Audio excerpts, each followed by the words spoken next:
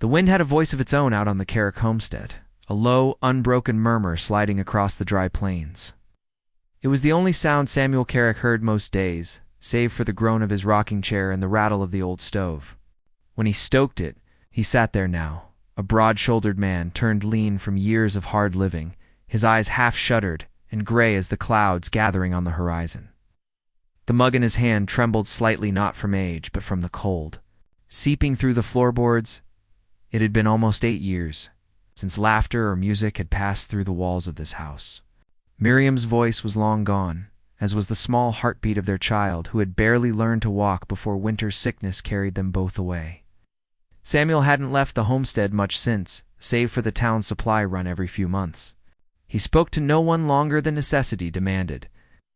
Even his horses had grown quiet under his care, as if they'd learned their master's language of silence. He heard them first before he saw them, hooves beating a slow rhythm on the hard-packed dirt road that led to the edge of his land. Samuel stood from his chair, the boards creaking under his weight, and stepped outside. The sky was bruised with storm clouds, the air heavy with the metallic scent of rain. In that dim light, 3 riders emerged like a vision. The man in front sat his horse with the ease of one born to it, a tall figure draped in a blanket of muted earth tones, his hair long, streaked with silver and braided close to his head.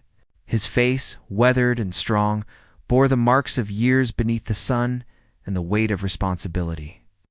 Behind him rode 2 young women, each with braids bound in leather ties. Shawls pulled close against the coming rain. The chief reined his horse to a stop a few yards from Samuel's porch. The silence that fell between them was not empty, but taut as a stretched rope. "I am 10 Crow," the man said, his voice low and measured. "We seek shelter until the storm passes." His English was careful, but certain. Samuel's hand twitched toward the brim of his hat. He studied them all in that brief span of seconds. The elder daughter, Ahyana, with a calmness about her that unsettled him. The younger Lecha, whose dark eyes carried a glint of defiance. The memories rose unbidden, tales of raids, skirmishes, and blood spilled on both sides. His jaw tightened. "This is settler land," Samuel said, his voice rough from disuse. 10 Crow did not flinch. "We ask only for a place to stay, just until the storm is done. My people were forced from the river camp. We have nowhere to go this night." A gust of wind swept dust around Samuel's boots, carrying with it the promise of rain. He looked beyond them, at the barren stretch of plains that ran for miles. He had known solitude for so long that the sound of another man's voice felt foreign, almost painful, yet he couldn't turn them away. Not when the storm rolling in looked like it would crack the sky open. "The barn's dry," he muttered at last, stepping off the porch. His boots scuffed the dirt as he walked toward the barn doors, swinging them open. The smell of hay and old leather greeted him. "You can bed down here, horses too." Anna dismounted with graceful ease, her shawl slipping to reveal a simple, doeskin dress beneath. She met Samuel's eyes for a moment, her gaze steady, but not unkind. There was something in it that struck a place deep within him, something he had forgotten: dignity, resilience, or perhaps the weight of shared loss. Lecha kept her distance, her expression sharp, like a young wolf watching for traps. Samuel ignored the heat of her stare, focusing instead on the task of clearing a space by the hay bales. He grabbed an old quilt from the loft and tossed it down without a word. 10 Crow led the horses in, his movements deliberate and calm. "Thank you," he said simply, as if the words cost him something to give. Samuel gave a brief nod, his throat dry. He could feel the storm creeping closer, the first spatters of rain drumming softly against the barn roof. He found himself wondering, not for the first time, when his life had turned into nothing but empty days and empty nights, with nothing but the sound of his own boots for company. Later, when the barn was settled, Samuel retreated to his porch. The rain came harder, soft gray curtains falling across the plains. He sat in his rocking chair, listening to the rhythm of water on wood. Through the cracks of the barn door, he caught glimpses of movement, 10 Crows speaking quietly to his daughters. Their words soft and melodic, in a language Samuel didn't know, but felt. For the first time in years, the silence of the land felt different. It was no longer the hollow silence of abandonment, but something fuller, heavier, like a waiting breath. Samuel sat there until the coffee went cold, his thoughts tangled, his heart uncertain of whether this arrival was a threat or something his soul had been aching for all along. The storm had passed by morning, leaving the land soaked and raw, the earth darkened to the color of wet clay. Samuel stepped outside, his boots sinking slightly into the mud as he surveyed the damage one fence post knocked loose, a corner of the barn roof sagging under the weight of pooled rainwater. He set his jaw, fetched his tools, and began to work. It was easier to mend things than to sit still and feel. As he hammered a new nail into the fence rail, memories crept in like stubborn weeds. He saw Miriam's hands, pale and trembling, clutching his as snow hissed against the windows. He'd begged her to hold on, promising that spring would come, that the sickness would pass. But the spring came without her, and without the tiny laughter of their child. The wedding dress she'd once worn soft white linen with faded blue. Stitching was still folded in a trunk beneath his bed, untouched, yellowing like paper left too long in the sun. Sometimes late at night, he thought he could still smell her on it, the faint scent of lavender and wood smoke. He wiped the back of his hand across his brow, forcing the ache back into its quiet corner. When he returned to the house, he saw Ahyana through the open doorway, kneeling by the fire. She was grinding cornmeal with a flat stone, her movements steady and unhurried. Her sister Lecha sat nearby, plaiting her braid back into order. Ahyana's face was calm, but there was something in the softness of her gaze that struck him, knowing as if she could see the hollowness in him without a single word. Their eyes met for only a moment. She did not smile, but there was no judgment in her look, only recognition. Samuel found himself turning away too quickly, unsettled by the quiet way she saw him. He busied himself with stoking the fire, though it didn't need tending. 10 Crow sat in the corner of the room, sharpening a knife on a whetstone. The rhythmic scrape of steel against stone filled the silence. Samuel caught glimpses of the man's strength not just in his broad shoulders, but in the way he moved. Deliberate and watchful, as if every motion carried a piece of his tribe's history. It made Samuel think of the years he'd spent alone, wasting away in the shadow of his grief, while this man still carried the weight of family and a people's survival. Later, while patching the holes in the barn roof, Samuel overheard fragments of 10 Crow's low voice speaking to Ahyana in Comanche. He caught only one word repeated several times: home. The word twisted something inside him. It had been a long time since Samuel thought of this place as a home, more like a half-abandoned outpost where his memories haunted him. When evening came, he cooked beans and cornbread, sharing what little he had. Lecha ate quickly, never meeting his eyes, while Ahyana sat with quiet composure, her shawl drawn close around her shoulders.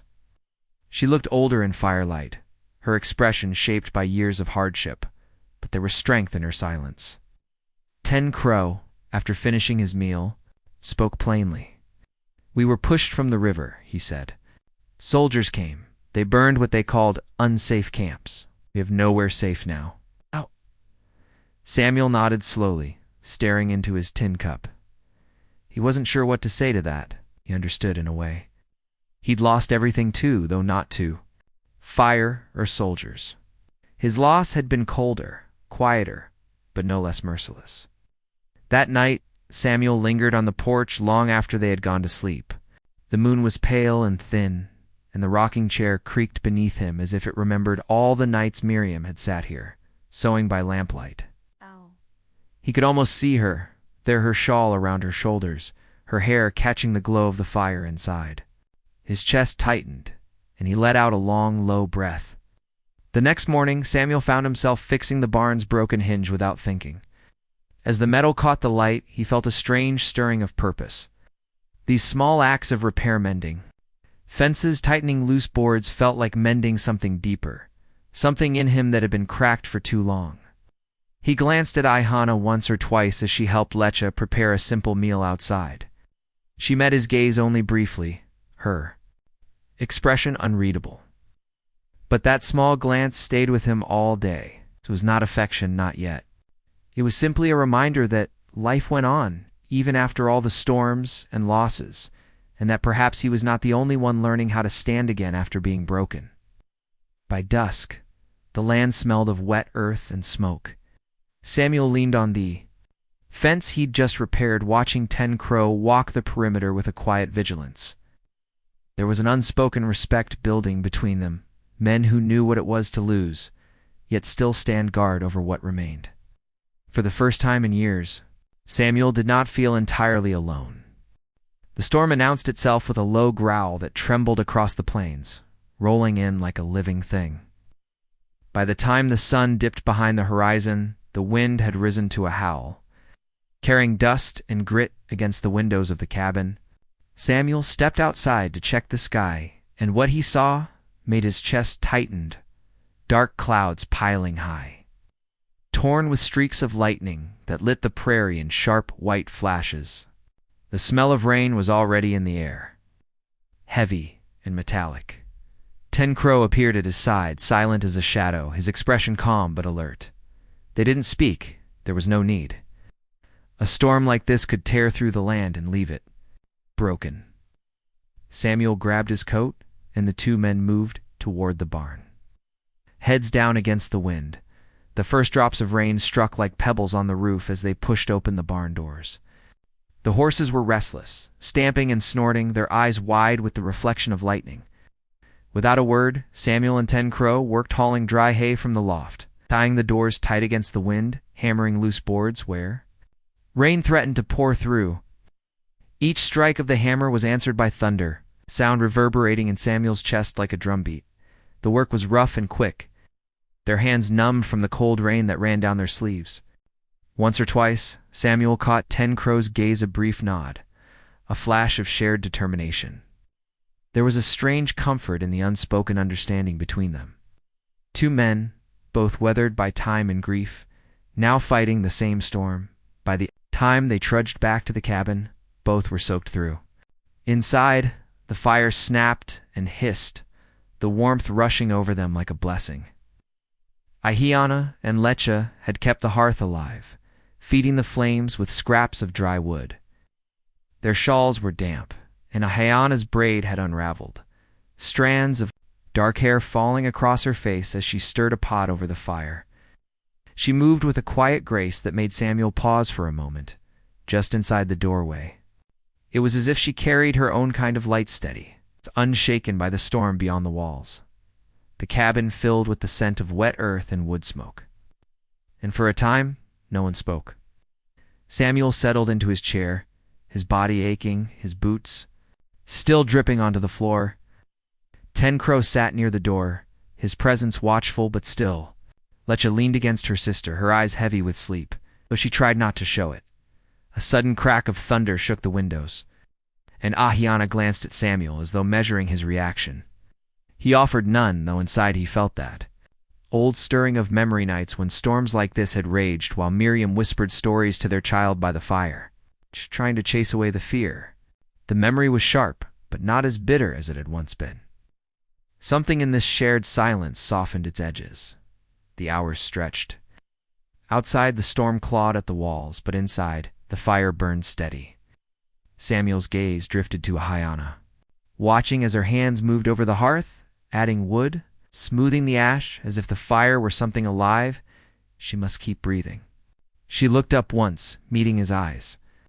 There was no smile, only a quiet acknowledgement, as though she understood storms of another kind, the kind that tore through a person's heart and left it empty. Later, when Lecha finally curled up in a blanket and slept, 10 Crow began to speak in his own language, his voice low and melodic.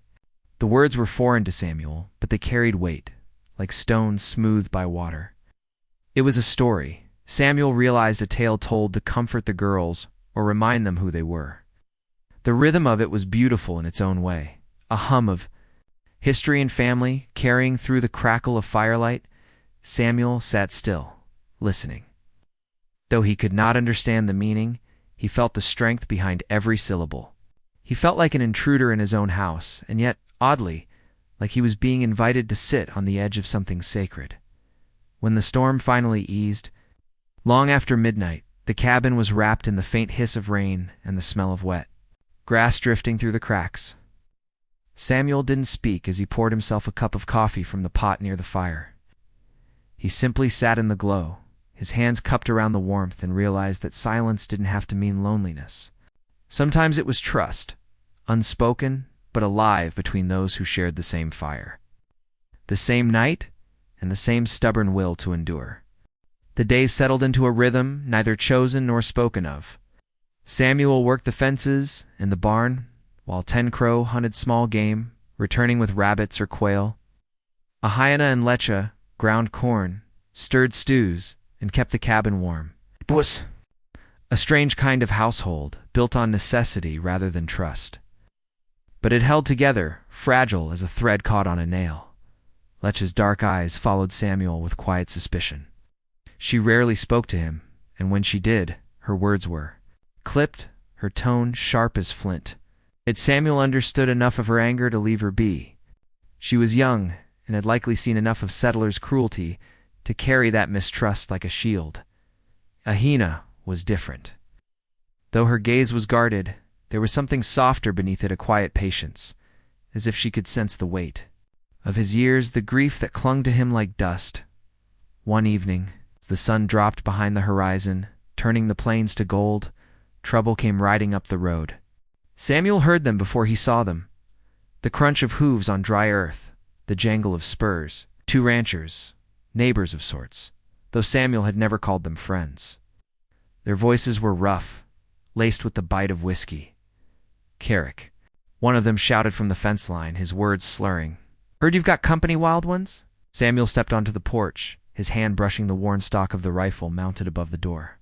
He said nothing at first, only stood with his shoulders squared, the fading light glinting off his weathered face.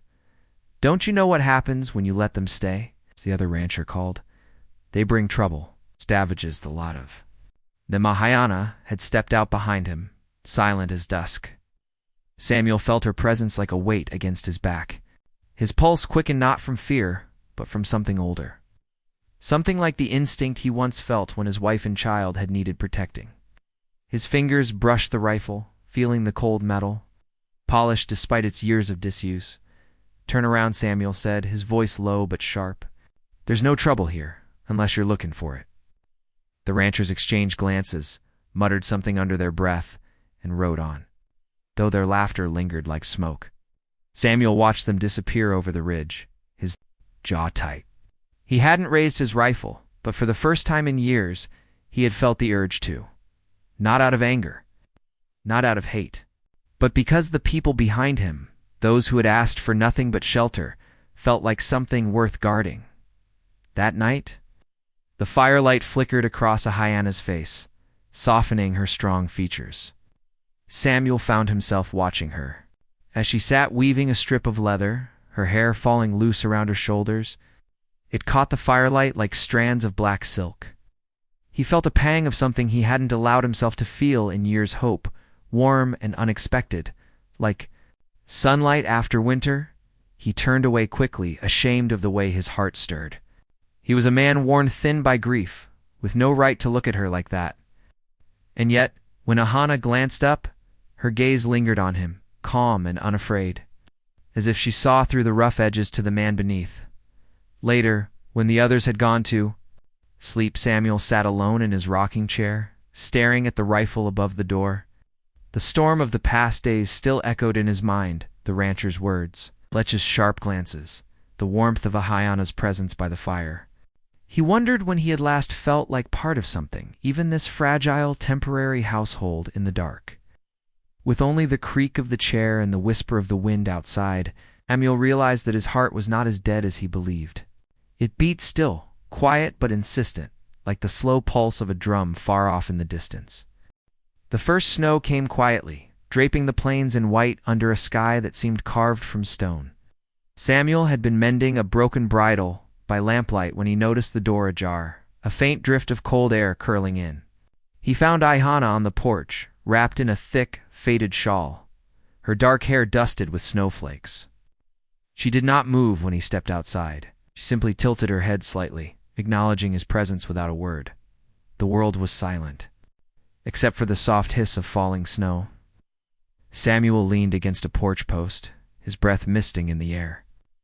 After a moment he said, "You'll freeze out here." Ahyana glanced at him, her expression unreadable.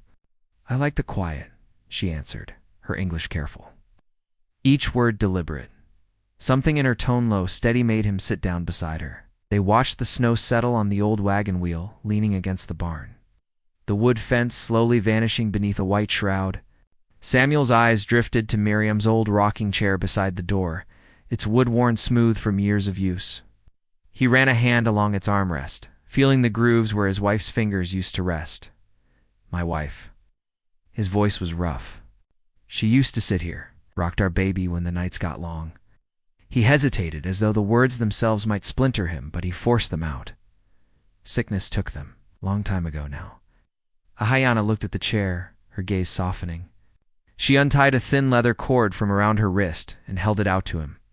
A small silver pendant, tarnished but beautiful, swung from it. "My husband," she said, the words quiet, as if speaking them too loudly might stir ghosts. "He is gone, but I keep this." Samuel took the pendant in his rough hands, the metal cold against his calloused fingers. He handed it back with care, feeling the unspoken bond forming between them, two lives broken, but still standing.